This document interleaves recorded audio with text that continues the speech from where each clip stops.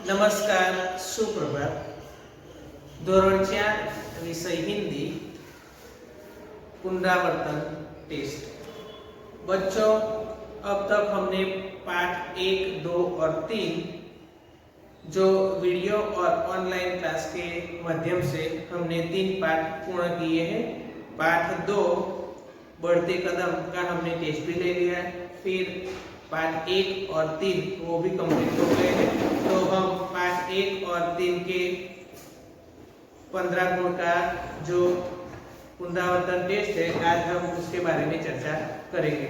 सबसे पहले हमारा प्रश्न 1, हिंदी नाम के सामने गुजराती नाम लिखो।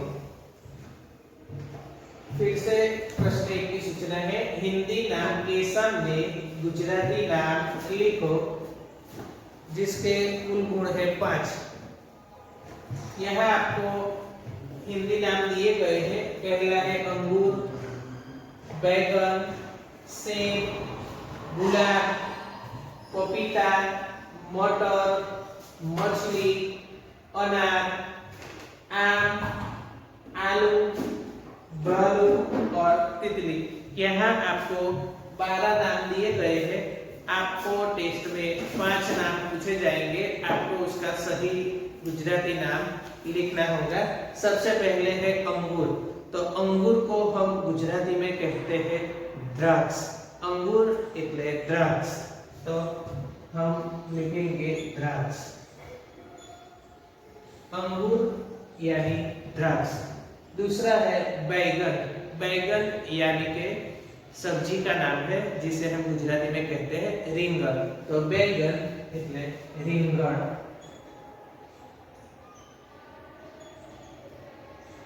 उसके बाद है सेब। सेब यानी सफरजन। तो उसका गुजराती नाम होता है सफरजन। उसके बाद है गुलाब, जो फूल का नाम है। तो हम उसे गुजराती में भी गुलाब ही कहते हैं, गुलाब।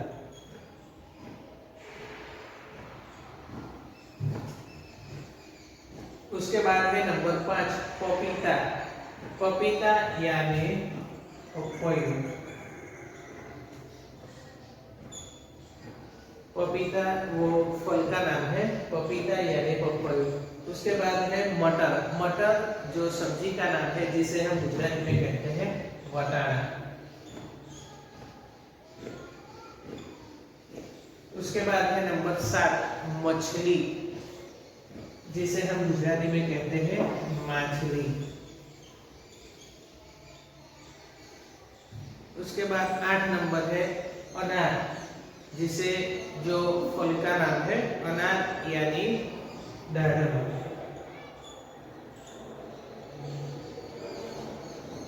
उसके बाद है नंबर 9 आम, जो फल का नाम है आम यानी केरी। उसके बाद है आलू, जो सब्जी का नाम है जिसे हम कहते हैं बटाटा। उसके बाद है भालू, जो प्राणी का नाम है जिसे हम कहते हैं रीछ। और उसके बाद है तितली, जिसे हम कहते हैं पतंगियों। तो हमने प्रश्न 1 हिंदी नाम के सामने गुजराती नाम लिखो एक बार हम फिर से पढ़ देते। अंगूर, द्राक्ष, बैगन, રીંગણ, सेब, सफरजन, गुलाब, पपीता, पपैयू, मटर, वटाणा, मछली, माछली, अनार, दाडम, आम, केरी, आलू, बटाटा, भालू, रीछ, तितली, पतंगी। अब हम प्रश्न 2 के बारे में चर्चा करेंगे। हमारा प्रश्न 2 है, गुजराती नाम के सामने हिंदी नाम लिखो जिसके भी कुल गुण होंगे 5। आपको यहाँ 15 नाम दिए गए हैं गुजराती में। आपको वो सोचकर समझकर उसका हिंदी नाम लिखना है। सबसे पहले है ગુજરાતી નામ ખેડૂત, બીજું છે બળદ, નંબર 3 કાચબો, 4 નંબર કુંભાર, 5 નંબર ઉંદર, 6 નંબર ટપાલી, 7 નંબર સસલું, 8 નંબર વાંદરો, 9 નંબર મદારી, 10 નંબર કંસારો, 11 છે ગાજર, 12 નંબર દૂધી, 13 નંબર ઘુવડ, 14 નંબર હોડ, 15 નંબર કાગડો.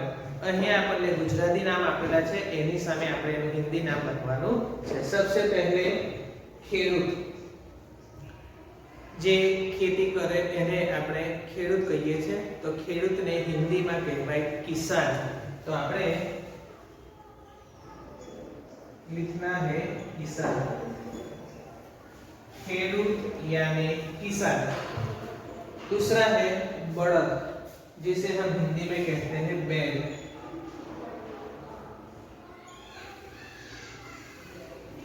नंबर 3 काचबो, जिसे हिंदी में कहते हैं कछुआ.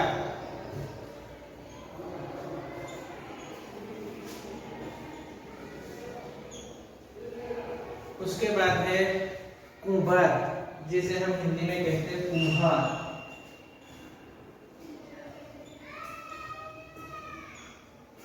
उसके बाद है उंदर, जिसका हिंदी नाम है चूहा.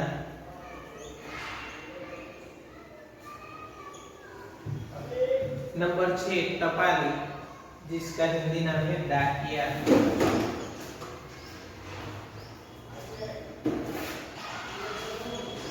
उसके बाद है ससलू, जिसे हम कहते हैं खरगोश.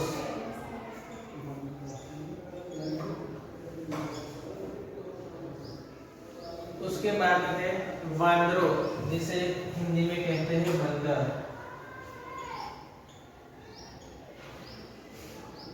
9 नंबर है मदारी, जिसका हिंदी नाम है सपेरा. उसके बाद है कंसारो, जे वासणोनी मरम्मत करे એને કહેવાય કંસારો. उसका हिंदी नाम है ठठेरा. नंबर 11 गाजर, जिसे हम हिंदी में गाजर ही कहते हैं. उसके बाद है दूधी, जिसे हम कहते हैं लौकी. 13 नंबर है घुवड़, जिसे हम कहते हैं उल्लू. नंबर 14 है हળ, જે ખેડૂત ખેતર ખેડવા માટે હળનો ઉપયોગ કરે, जिसे हम हिंदी में कहते हैं हल. और 15 नंबर है कागड़ो, जिसे हम हिंदी में कहते हैं कौवा. तो यहाँ प्रश्न 2 गुजराती नाम के सामने हिंदी नाम लिखो. एक बार हम फिर से देखते हैं. खेडूत, किसान, बड़द, बैल, काचबो, कछुआ, कुंभार, कुम्हार, उंदर, चूहा, टपाली, डाकिया, ससलू, खरगोश, वांदरो, बंदर, मदारी, सपेरा, कंसारो, ठठेरा, गाजर, गाजर, दूधी, लौकी, घुवड़, उल्लू, हળ, हल, कागड़ो, कौवा. तो यहाँ प्रश्न 2 में हमने गुजराती नाम के सामने हिंदी नाम लिखे. अब हम प्रश्न 3 की चर्चा करेंगे. उसके बाद हमारा अगला प्रश्न है प्रश्न 3 खाली जगह लिखो. जो आपको प्रश्न पत्र में 3 गुण की होगी. आपको यहाँ उदाहरण के तौर पर 5 खाली जगह दी गई है.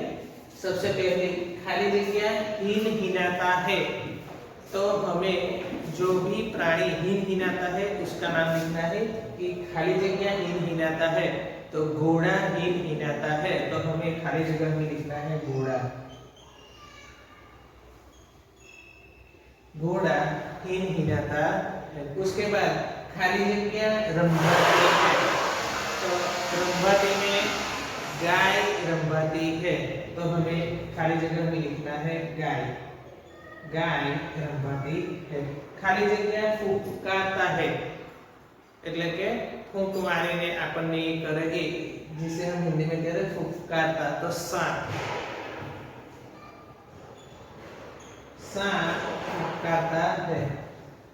खाली जगह पंख फैलाकर नाचता है, तो मोर पंख फैलाकर नाचता है। और नंबर 5, खाली जगह काव काव करता है, तो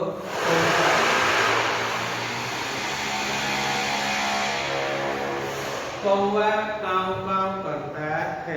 तो हमने प्रश्न 3 खाली जगह लिखिए।